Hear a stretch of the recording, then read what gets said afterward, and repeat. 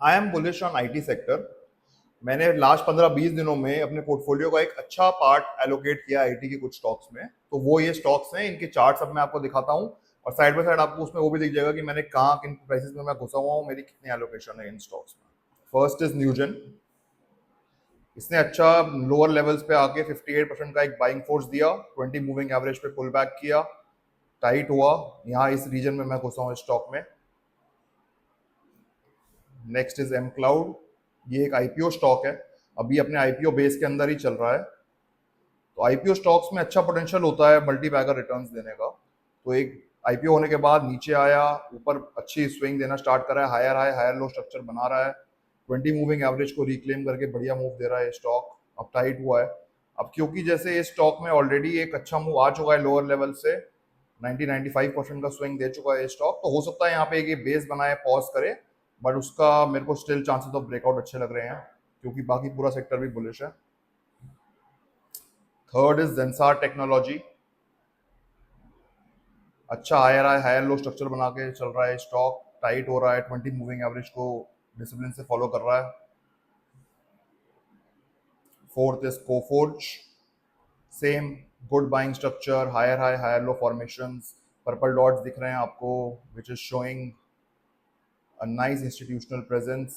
20 moving average को reclaim करके अच्छा एक्शन दे रहा है हमेशा, हर बार ये 20 मूविंग एवरेज पे जब भी आ रहा है।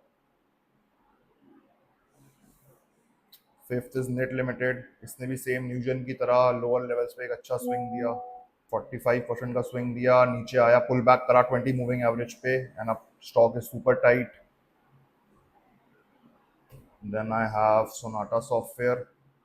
सेम 60% का अच्छा swing, pull back to 20 moving average and now super tight. Super tight होने का मतलब है वॉलेटिलिटी स्टॉक के अंदर बहुत कम हो चुकी है, अब वॉल्यूम भी बहुत ड्रॉप डाउन हो गए हैं एंड प्राइस मूवमेंट भी बहुत ड्रॉप डाउन हो गई है। इसकी डेली रेंज अराउंड आधा परसेंट या 1% की रह गई है।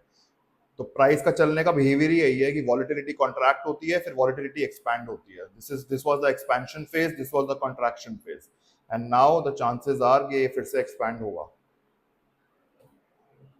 Then I have a position in TCS and another position I have in LTIM. Now the most important thing, even though I am very bullish on this sector, मेरा risk management system properly executed है। हर trade का level पहले से pre decided है कि अगर move मेरे according unfold नहीं होता तो मैं किस किस लेवल पे किस किस ट्रेड से कब बाहर हो जाऊंगा, वो ऑर्डर सिस्टम में पहले से ही प्लेस्ड होते हैं मेरे।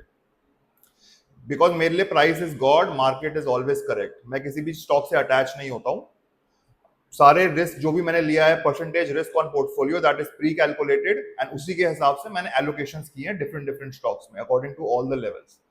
तो बस यही बात है। अब देखते हैं मूव कैसे अनफोल्ड होता है आईटी सेक्टर में, एंड स्टे ट्यून, मैं अपडेट करता रहूंगा अपनी ट्रेड्स के बारे में आपको ऑन दिस चैनल।